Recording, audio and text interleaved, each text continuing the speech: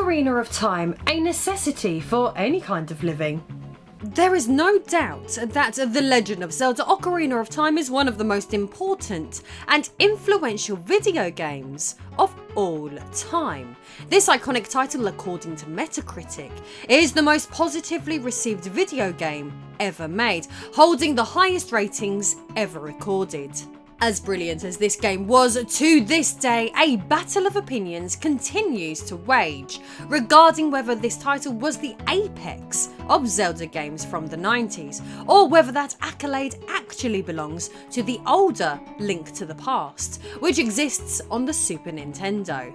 While Ocarina of Time offered up an amazing introduction for the franchise into the realms of 3D, A Link to the Past pretty much perfected what was possible for the Zelda series in a sprite-based adventure.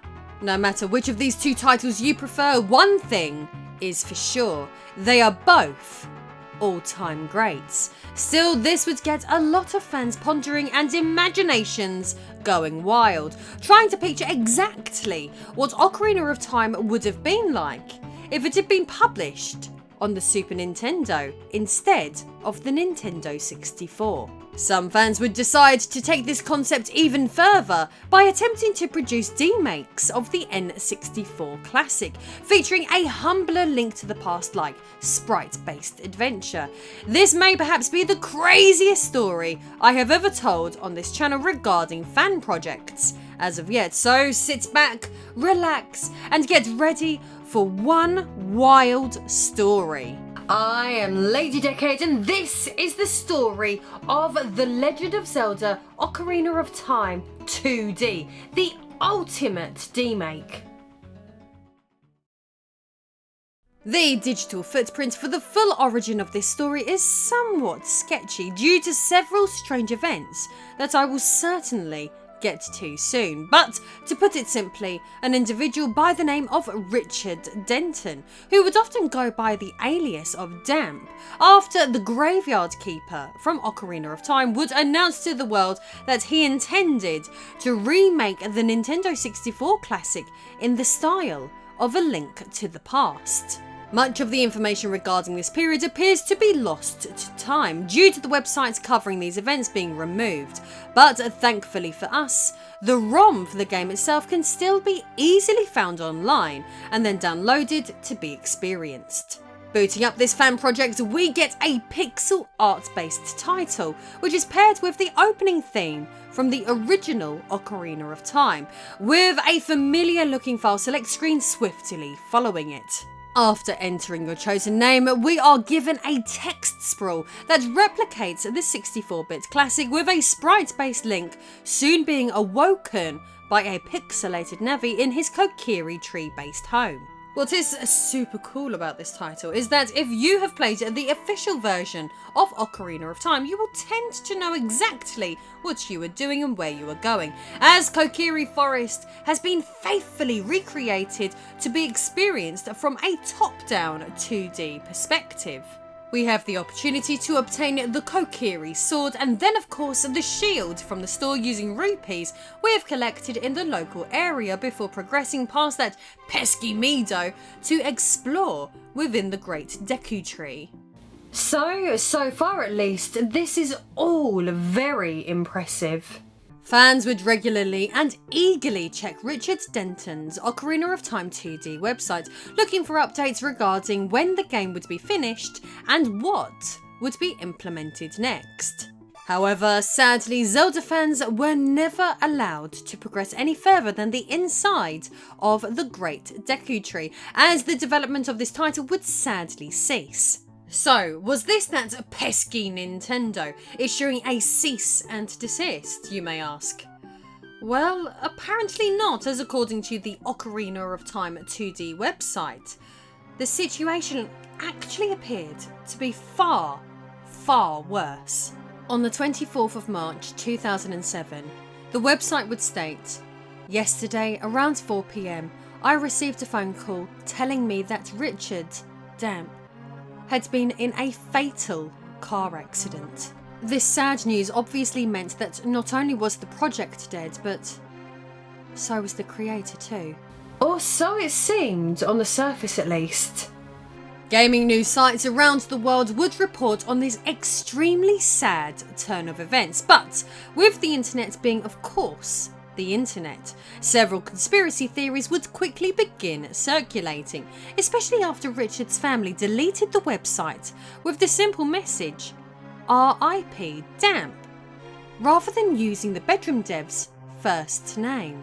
N64squid.com managed to dig up a post from this period highlighting one user's skepticism regarding this situation, as they had been doing their own research on the topic and noted that no local news source had covered an accident, and there was no police record of it either. The poster would also note that Richard was apparently only 15 years old and likely could not cope with the internet's pestering and expectations for the project he was working on, with the poster essentially alluding to the idea that Richard had potentially faked his own death, as he saw it as the easiest way to disappear from the spotlight. Shortly after this story arose, many websites would begin reporting that Richard was, thankfully, very much still alive, with Destructoid writing, "It turns out Denton's been pretty busy, you know, for a dead guy. Since the news of his untimely demise broke, his MSN and MySpace accounts have been active, and legions of internet detectives have picked apart the story of his fatal car accident, searching for police records and news reports, any evidence of a Richard Denton eating it on a stretch of highway. As the Latin goes, a whole lot of nada. Yeah, he's not dead. Faked it. Why? Dude, you'd be wishing for death too if you had all of the 9 interwebs beating down your door to finish a difficult fan project. As crazy as this story was, we have to remember that when it comes to Ocarina of Time 2D, this was an actual child that the internet was dealing with, and children obviously make childish decisions. It's insane really that a 15-year-old lad was even capable of managing to produce what he did, so it's not surprising really that he would buckle under the pressure of what his internet fandom was expecting of him. Admittedly, faking one's death is an extreme reaction to a problem, but I cannot emphasise enough that we are talking about a kid here. So, thankfully, the lad wasn't dead, but the project was. However, this doesn't mark the end of the story yet. Over the years, there were other Ocarina of Time 2D projects. However, the most significant of these would not surface until 7 years after the discontinuation of Damp's project, with game development being led on a new Ocarina of Time 2D in 2014 by the internet users known as Cheerful Sage and God's Turf. The team behind this effort would regularly document their efforts through their website, Facebook page and other sources. The front page of their site states, Ocarina of Time 2D is a link to the past inspired 2D reimagining of The Legend of Zelda Ocarina of Time, a critically acclaimed classic from the Nintendo 64 era.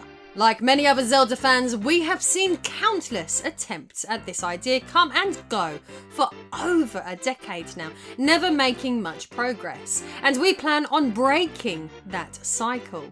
By combining what makes both A Link to the Past and Ocarina of Time such great and nostalgic experiences, this fan game is sure to tide anyone over while waiting on more official products from Nintendo. This fan project truly would be much more expansive and impressive than all previous efforts, which is clear from the moment this playable version of this project is loaded up. Link can be seen riding Epona on the game's title screen, and the game's opening cutscene is far more accurate to the original. Here, take a look.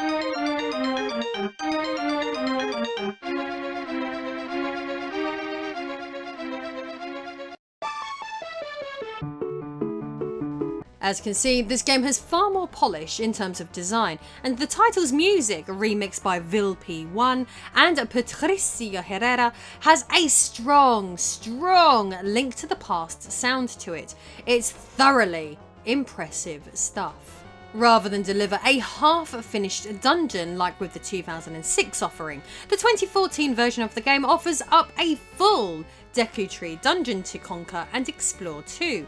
This one really does feel like a 2D version of the legendary Nintendo 64 game, albeit with many Link to the Past mechanics, of course. I love the level of detail put in here. For example, there is a gauge in the left-hand corner of the screen that shows you how long your Deku stick is to remain on fire, a feature that is not even present in the 3D version of the game. It's touches like this that make this game feel magical. Help was pulled in for this project from other fans from the Zelda community, with internet users such as Flowtonic, Majora, Aeroblast, and many more contributing to the development of this project. What is here is genuinely astounding. I mean, look at this fight with the Goma boss, for example. Absolutely amazing stuff. The 16-bit sounding version of the Ocarina of Time boss music only adds to the epicness that is this game. Wow, just wow. So much content has been lovingly crafted for this DEMAKE, including the cutscene after you exit the Deku Tree that explains the story of Hyrule, the Triforce and the Golden Goddesses. I am blown away by the level of opulent beauty that this fan effort somehow manages to bring to the table. Link has the opportunity to leave the forest and obtain the fairy ocarina from Saria, and even explore Hyrule Field. There is a cool close-up animation which can be seen anytime Link chooses to play the ocarina. There are some bizarre fan-made choices for this game, such as this ridiculousness that I cannot remember from the original game, involving helicopters, but generally there are lots of areas from the 1998 classic that can be visited and explored. This includes a Hyrule Castle Town Square complete with iconic NPCs and even fully playable minigames such as a shooting gallery within the town's buildings. So much for this title has been recreated, from sneaking around avoiding guards in Hyrule Castle, to visiting the Lon Lon Ranch, sleepy Kakariko Village, to the Windmill, where you learn the Song of Storms, the Lost Woods, and more. There is a hell of a lot packed in here to experience.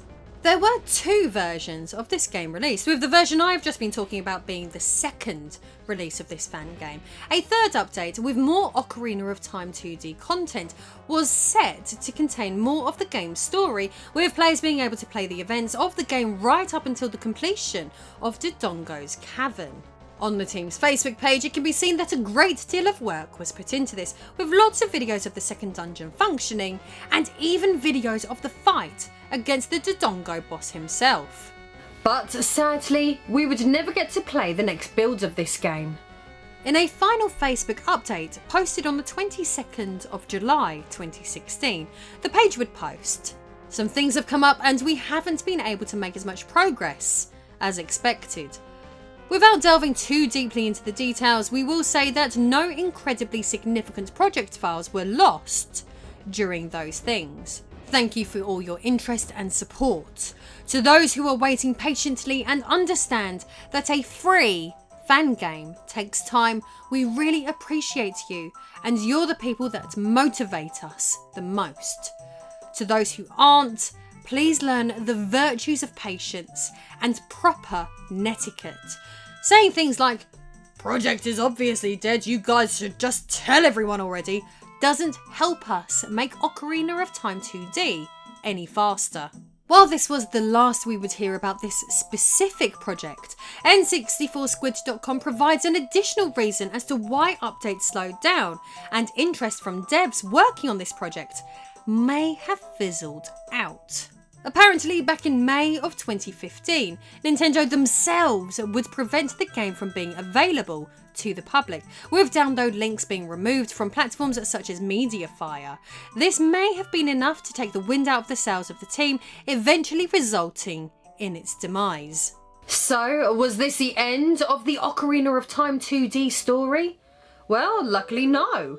Moving on to the apocalyptic year of 2020, a project known by the name of The Legend of Zelda Ocarina of Time 2D Final would be announced. Interestingly, this effort would be born from the ashes of the previous Ocarina of Time 2D game, with Josh Reaver from the prior team working alongside his brother to start yet another Ocarina of Time 2D from scratch. After previous issues they had from Nintendo after reusing assets from A Link to the Past, the decision would be made to make a game which featured only original assets. The game that is being created by Itch.io Studios using the Unity engine is a promising looking project, with updates regularly being made on their Facebook page, thankfully right until this very day. A development build can be played directly on the Itch.io Studio website, showing off the graphical style of this potentially upcoming release. The latest demo shows a treasure chest minigame and gives players a taste of what their version of Ocarina of Time 2D will be like. According to them, this is obviously just an early build, but gives fans a sneak preview of what may be to come. So that just about rounds up the story of Ocarina of Time 2D, a series of fan projects that has now sprawled across 3 separate decades. From cease and desists to faking one's death to yet another project rising from the ashes like a phoenix. This crazy story is far from over as fans continue on their quest to achieve their dream of making a full and complete Ocarina of Time 2D game. Will this lofty goal ever be achieved? Well, it's still difficult to say, but regardless of this, no one can deny the hard work and effort that has gone into making such a shared dream a reality. So, I am Lady Decade, and that was the rather interesting story of Ocarina of Time 2D. Well, if you enjoyed this video, then like, subscribe, comment, and hit that notification bell. And as is usual at the end of my videos, I like to answer questions from my patrons. So today's question is from Taxation is Theft, and they ask, what's your best second-hand retro game find and why?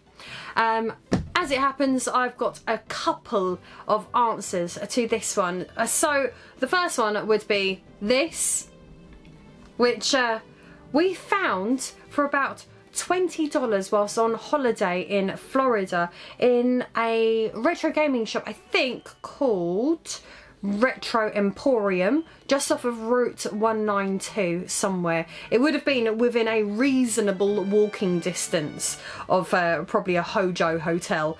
That was just a hilarious find. It's factory sealed. We'll never open it. We'll never play it. But there it is.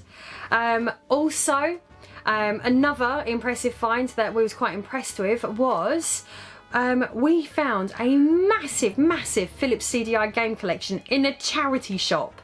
Like literally in Frinton-on-Sea of all places. Just totally the last place on the planet that you would expect to find retro games, let alone a massive collection of CDI games, which were all just £1 each. It's just mad. That could only have been maybe 5 or 6 years ago that we found that. And then the last thing was, it was either last Christmas or the Christmas before, don't quite remember which one, but we found for like 50 quid on eBay an entire Cougar Boy collection. As in, like, first of all, not many people know what the Cougar Boy is, let alone have a full, complete collection. So those are, off the top of my head, probably the 3 best ones that I can think of. So thank you very much for your question. Taxation is Theft. And thank you so much, basically, to all of my patrons who support my little channel and make videos like these possible. And yeah, thank you for getting to this point in the video, and I'll see you all in the next one.